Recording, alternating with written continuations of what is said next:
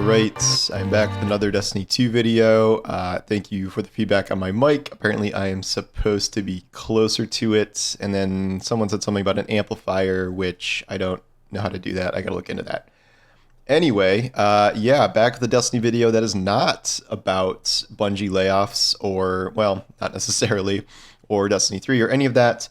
At Reset yesterday, we had some actual new developments about the game itself, and this is obviously not ignoring all of the terrible things that have happened over the course of the past week and the situation with the game, but we have to balance that with the actual things happening in the game, which you don't have to like flip a switch off and just totally back away based on recent events. And that's a whole other debate about support Destiny, don't support Destiny. How can you support Bungie without endorsing management? It's complicated. But in terms of just actually what happened, that would be the arrival of the final stage of the Imbaru engine puzzle, which is, it's been a really interesting part of the season where it's not really essential to the story in any real sense before this. I think for 1 week, we had to do it as a quest step, but otherwise people were just logging in to find new puzzles and things week to week. This time, there was a final puzzle that I barely even understood what it was before I saw that people had solved it. I know you have to grab a bunch of flames from different activities, and then there was some giant rune puzzle that people were working on that eventually was solved, I don't know, pretty quickly, I think within an hour or two. That leads to a new emblem, a new shader, and then the reveal of next season. This got us to a point where we find an Ahamkara egg, and we take it, and we are now incubating it in Eris's little throne world. And this gave us a cutscene that showed our Guardian, which was cool, working on puzzling out the last wish, the 15th wish, the fabled wish that we have never found. And that led Bungie to reveal that we are going into Season of the Wish, which gave us the cover art that shows a giant Ahamkara coming out of a portal, maybe the Traveler's portal behind it also, and then a look at the new armor and weapons for the season. And yeah, pretty big deal. It's kind of a cool way to show off the new season. I think it's a neat way to go about this. So credit where it's due. It's more interesting than just throwing it up on Twitter one day. And I also think it's a little different than just being like, okay, log in. Here's a final mission that's live for 2 weeks, and like I think this was a cool way to go about it. And a flashback to the kind of some of the puzzle eras of Destiny, even though this was both really complex, but also we've gotten really good at solving puzzles. By we, I mean people who aren't me, but an interesting way to go about this. So the idea here, this also came with a radio message from Ikora after the fact. The idea here is that Savathun has been keeping the secret essentially the whole time, that the way for us to get into the Traveler, get past the portal, is going to be through a Wish Dragon and Ahamkara. Previously, we'd seen, a year ago, we had Season of the Lost, which was another Dreaming City season, and we saw Marasov incubating what I think was maybe a taken Ahamkara egg, maybe a normal one, I'm not sure. So I thought maybe that came in, but we appear to now have another egg that we are working on, which will no doubt hatch the Ahamkara that we're seeing in the art here. And then we have to figure out, how to make the Ahamkara grant our wish to get inside the Traveler without doing some sort of monkey's paw situation, which seems to happen with Ahamkara wishes if you go back through that history. The radio message has Ikora talking about studying the wish wall for a brief period of time, because you could pause the cutscene and see a bunch of scribbles and things about wish symbols and like patterns hidden on Savathun's wings and stuff. People were at the wish wall trying to actually put in a combination to solve it, but I think everyone has decided that it's pretty much just a teaser for next season, which will be about solving the wish and getting the last wish and stuff, rather than something we can do right now. I think this is essentially the finale of the season at this point. I don't know if anything will happen in the very last week, but that's all the radio messages, that's all the puzzle solutions, this pretty much feels like a finale. It's interesting. So there's an article I wrote 2 years ago that was predicting literally Season of the Wish, and that was, I don't even remember the context, but it was something about how the events of the game seemed like they were leading into like, oh, this is the season where, we end the Dreaming City curse and find the 15th wish. It just seemed like we were moving in that direction. No one's really talking about ending the Dreaming City curse, but if there was ever a time to do it, it is probably now with this storyline.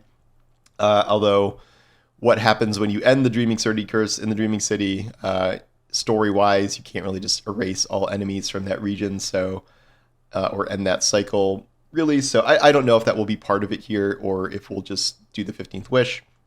I don't know. There's some talk about like how, oh, this is like been such a long time in the making and blah blah, but like, I'm not gonna say that Bungie planned this 6 years ago and hid the 15th wish to be like the last thing before the last chapter of this saga. Maybe, but I kind of imagine this is probably something they came up with in the last year or two in terms of how they wanted to lead into the final shape by coming full circle to the long fabled 15th wish of the game. And interesting, I thought this was going to be, I thought the solution would be more tied into the Veil because of all the stuff we've learned about the Veil, the nature of the Veil, especially over the past 2 seasons, kind of how that's been more integrated. And like, I know it's everyone's least favorite thing because of how Lightfall presented it, but I thought it would be kind of a key part of the solution to getting inside the Traveler. It's possible it's still involved, but this seems to be like, we're gonna.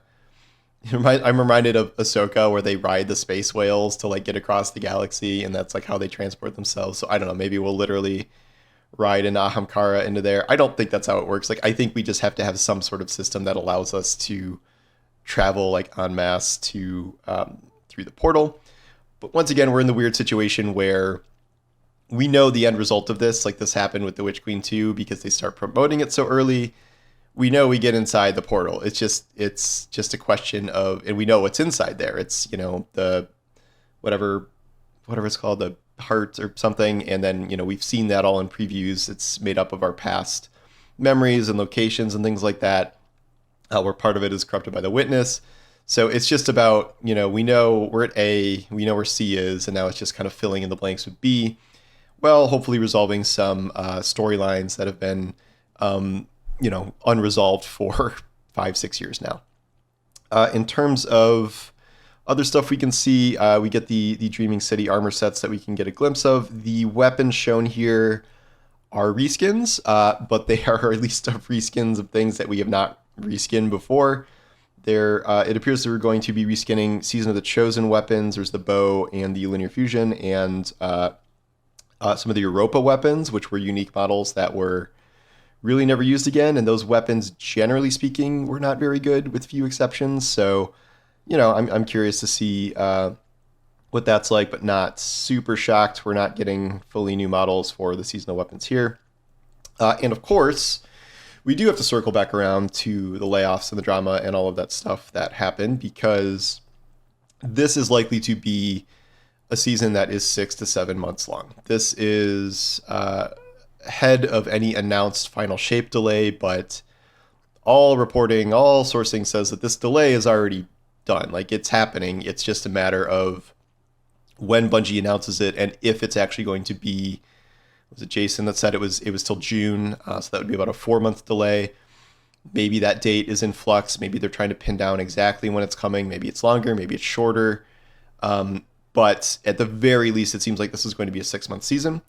That obviously also happened with Season of the Lost, and that was a 6-month season. But the difference being there was that they had the opportunity to kind of know about that well in advance. So they spent apparently 8 months making the 30th anniversary pack, which included not just the dungeon you paid for, but also Dares of Eternity and all the stuff around that. There was no time to do that this time, even if I heard the delay was kind of known by at least some people a couple months ago. There's no time to build something that significant. I've heard that there is something that's going to happen in the middle of the season to make sure it's not just blank space for 4 months or whatever. But I don't know what that is. I don't know if it's paid or free. People would be very mad if it was paid, I'm sure. But Bungie is also dealing with their massive revenue shortfall and player fall off. And once again, no matter what the season is, the season could have been anything, and I still think they are going to suffer from further player drop off and further revenue falling just based on the nature of a 6-month season altogether. I don't remember what the season was before Season of the Lost, where it was also 6 months. Arrivals, it was Arrivals, wasn't it?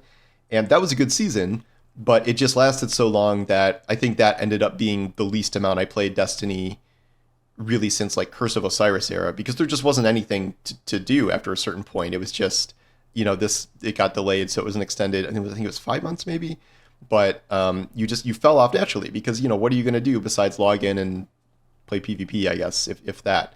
So I am concerned about that happening here. And then, of course, the goal is to get everyone to surge back and play Final Shape and get re-engaged with the game and buy all the episodes and all that stuff. But it remains to be seen. And as I've said in other videos, I think we are in for some short-term pain here as Bungie tries to find a long-term solution for Destiny's kind of player engagement, revenue shortfall issues. And, well, I've talked about Destiny 3 in my opinion on that.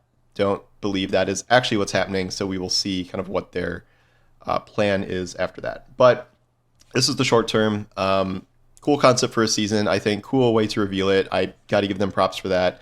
The Embargo engine was a really interesting experiment that I think was very cool. I think it's one of, even talking about all the cool stuff in Season of the Witch, that's something I kind of overlooked, but I think it deserves credit as well, because that is an interesting, not really combat-based project that they put a lot of work into that maybe was a little too overlooked. But given the events of Season of the Witch and how that went, if they are applying some of those same lessons Season of the Witch, now we have Season of the Wish, man, that's a little close.